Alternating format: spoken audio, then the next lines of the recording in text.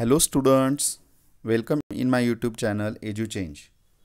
In the previous video, I have taught you about 7th standard news analysis and I introduced a first page of that chapter on page number 69. So today I am going to teach you on page number 70. There are two news A and B. I would like to explain these two news for you. Okay. So first news I am reading. You also have to make practice of reading with me. First news A. I will teach you to understand how to understand this news with your own. Okay.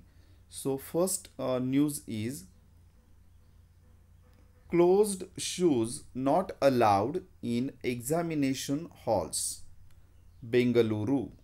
Shivam Institute of Innovative Technology, Bengaluru, has recently issued a list of do's and don'ts for candidates taking the entrance test to the prestigious institute this year.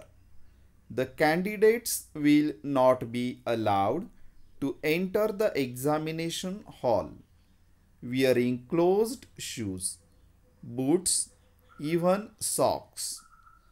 Other items which will not be allowed inside include mobile phones, microphones, earplugs, calculators, and other electronic gadgets, pouches, printed or blank papers, and even pens. The pens will be provided in the hall by the invigilators. So I think this news is very easy to understand. These all are instructions given by that institute.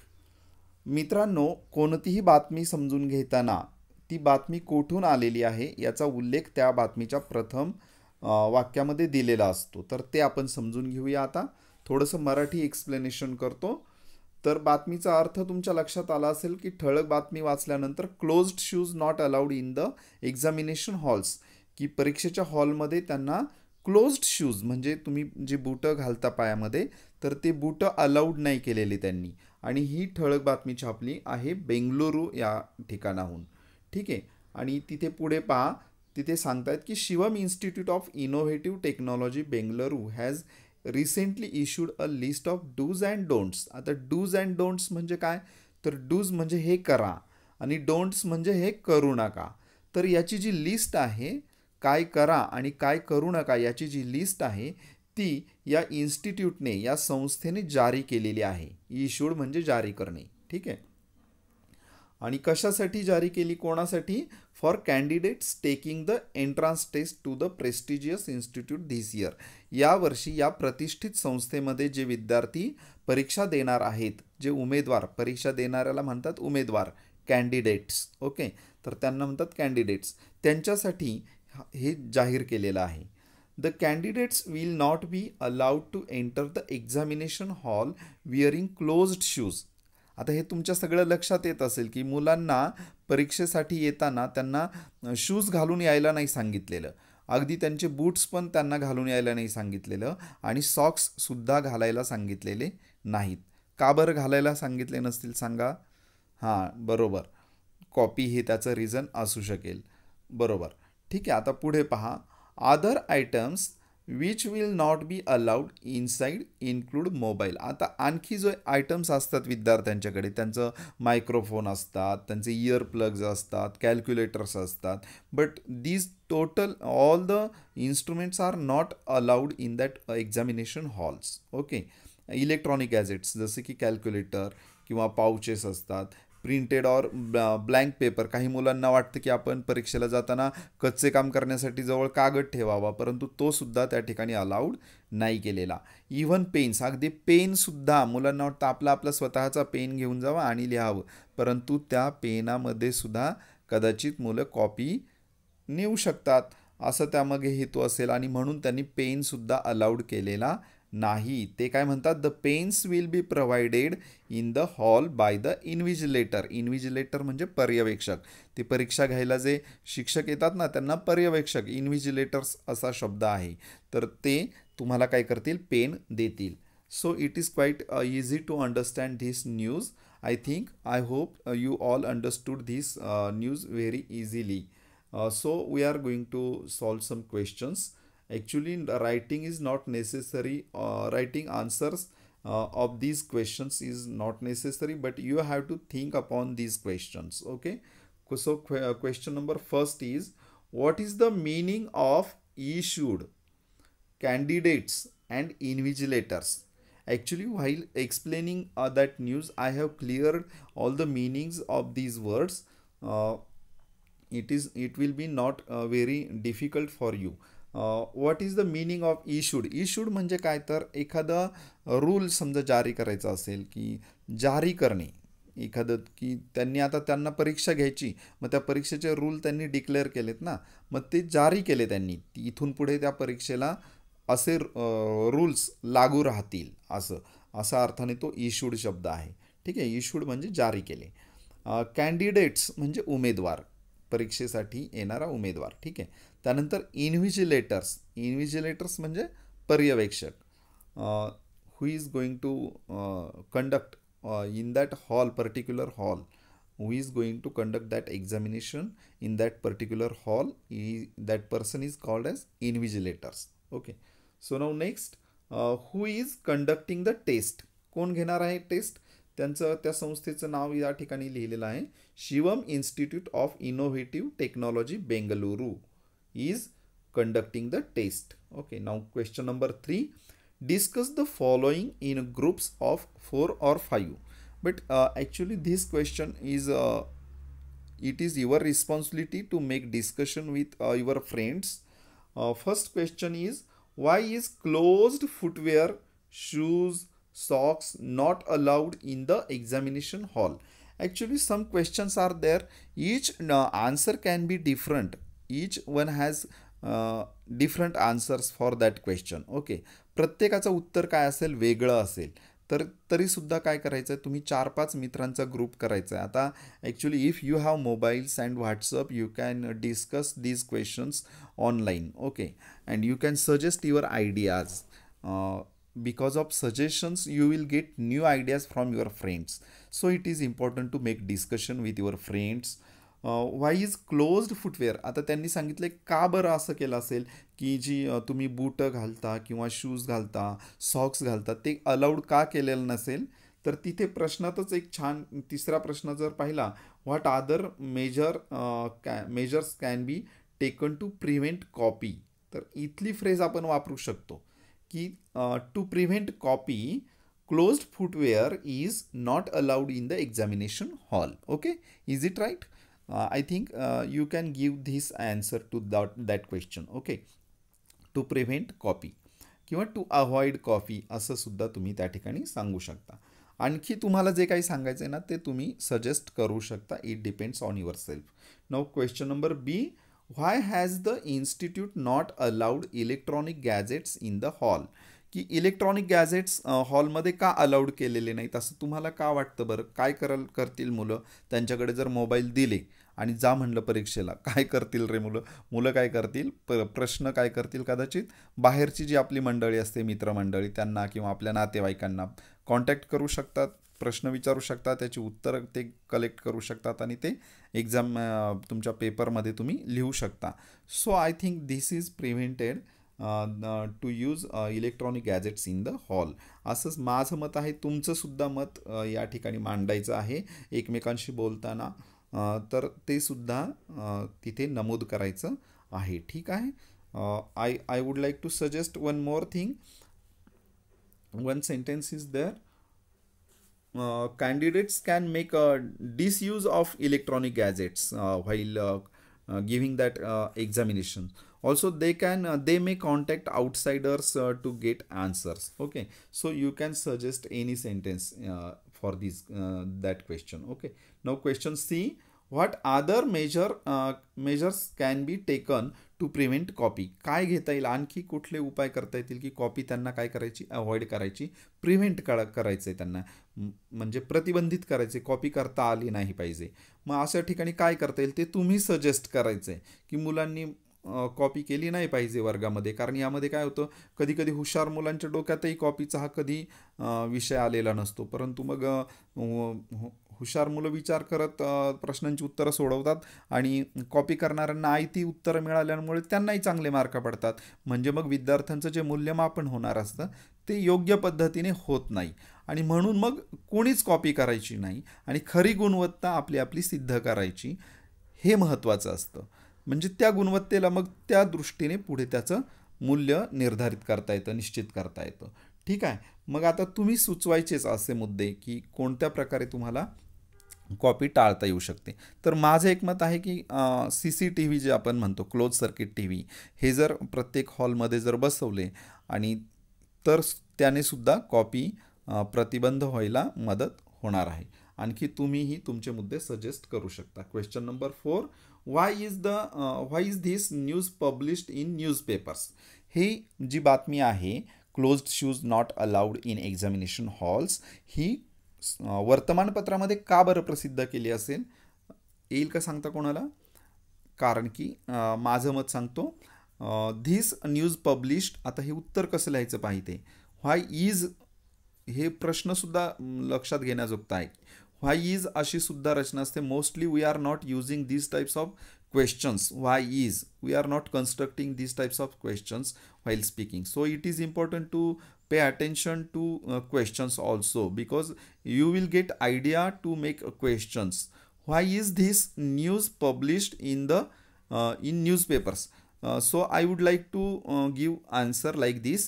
This news published in newspapers to get latest information about examination to all appearing candidates for the examination, की सगळ्या मुलांना, जी मुलं परीक्षा देणार आहेत त्या सर्वांना काय व्हावी, माहिती मिळावी सूचनेची, म्हणून वर्तमानपत्रामध्ये त्याला प्रसिद्धी देण्यात आलेली आहे. Okay, so we are moving on next news B. Okay, बी.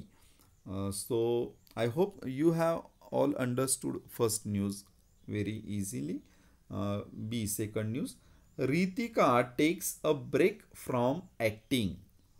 अभिनय क्षेत्रातून रितिकाने काय घेत आहे, ती ब्रेक घेत आहे, ती थांबत आहे ॲक्टिंग करायचं. ठीक आहे. आता ती बातमी काय वाचू आपण.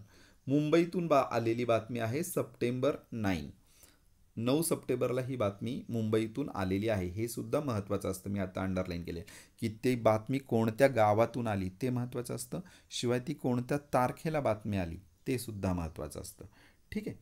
Famous actress Ritika, who is believed to be the most highly paid star in Bollywood, is all set to break the hearts of her fans. In an informal chat with journalists, she revealed that she will not sign any more films after completing the big budget movie Ant next month. She refused to give any reasons for her decision. However, sources close to her reveal that now she wants to make a career in politics.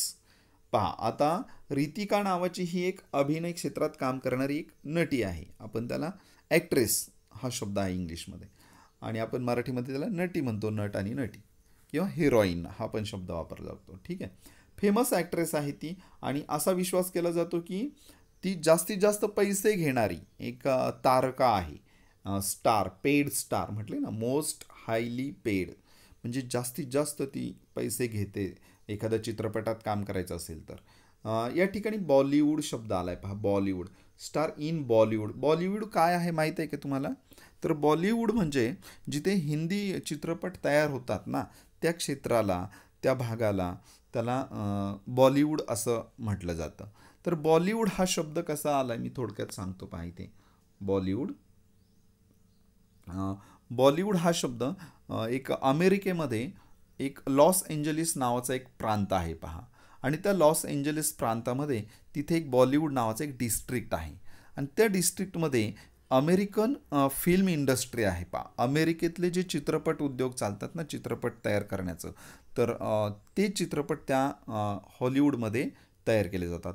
मग आता जसं American आपल्या चित्रपटसृष्टीवर हा त्या English चित्रपटसृष्टीचा सुद्धा प्रभाव पडलेला आहे. आणि म्हणून हॉलिवूड जसं आहे तसं आपल्याकडे मग हिंदी चित्रपटांसाठी काय असावं, म्हणून बॉलिवूड हा शब्द तयार झाला पहा. त्याला एक शब्द आहे. अशा प्रकारे शब्दांची रचना होत असते ना. एक मिनिट मी एक तुम्हाला एक्सप्लेन करून सांगतो पहा. आता बॉलिवूड शब्द कसा तयार झालाय पहा.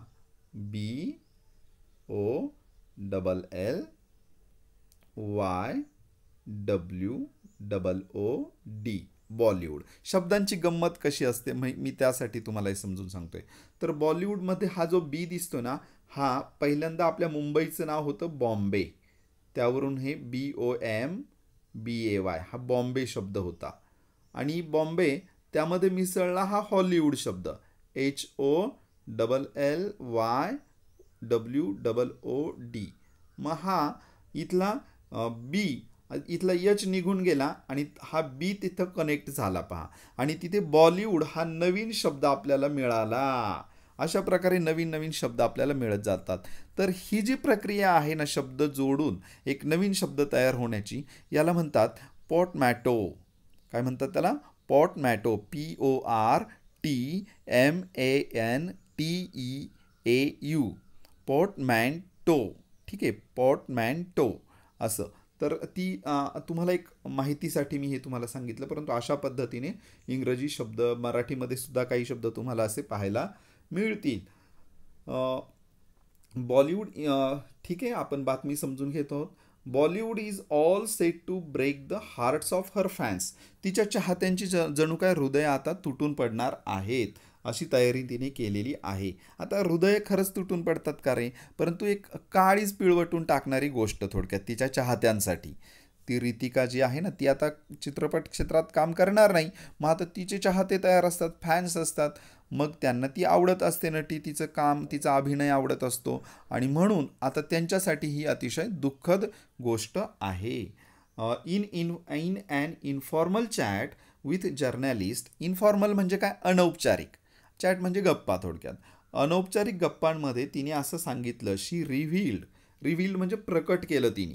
काय प्रकट केलं? That she will not sign any more films. ती आता अधिक चित्रपटांना स्वाक्षरी करणार नाही. म्हणजे थोडक्यात करार करणार नाही जास्त चित्रपटांमध्ये काम करण्यासाठी इथून पुढे.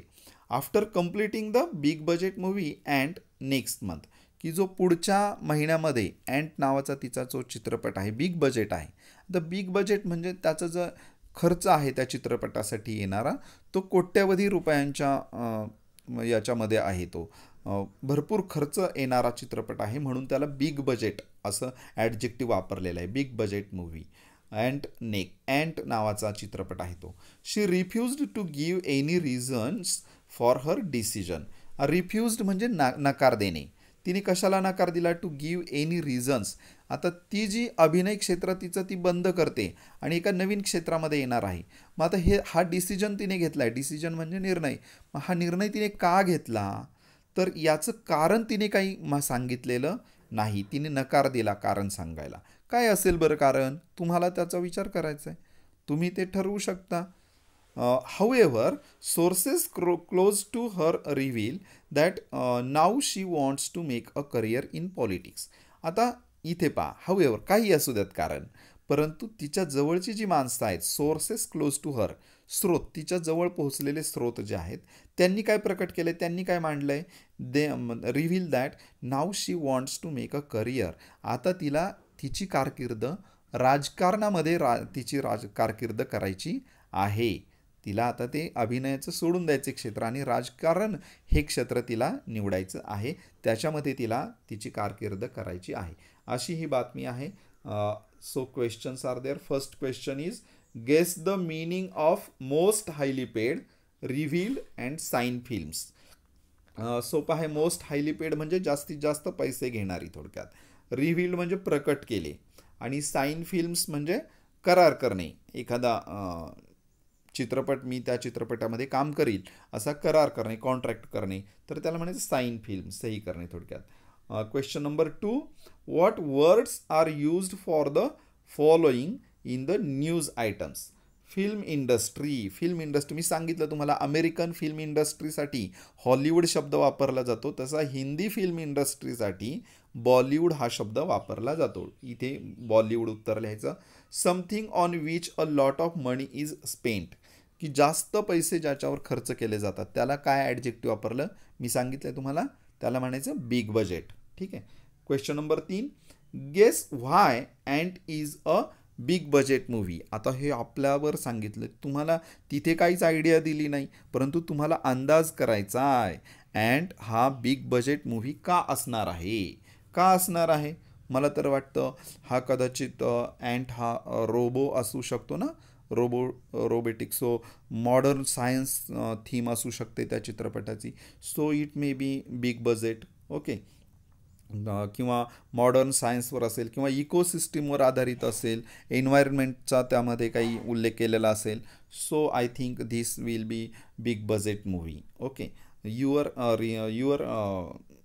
thinking also different from me. You can suggest your opinion about why Ant is big budget movie. Okay.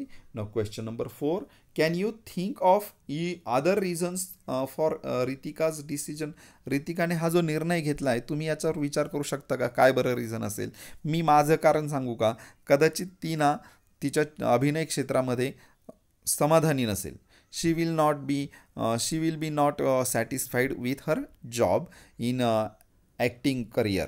So I think she would like to change her direction towards her about her career. So she has taken decision. असं मला वाटतं. तुम्ही तुमचं मत मांडायचं आहे. Question number 5, what will be Ritika's reaction to this news. रितिकाची काय रिॲक्शन असेल. Only I am guiding you. मी फक्त तुम्हाला मार्गदर्शन करतोय, but actually you all have to write your own answers to all the questions. Okay. What will be Ritika's reaction to this news. रितिकाची काय बरं याला प्रतिक्रिया असेल या बातमीला. तर इथे मी सांगतो पहा, शी विल बिकम काम,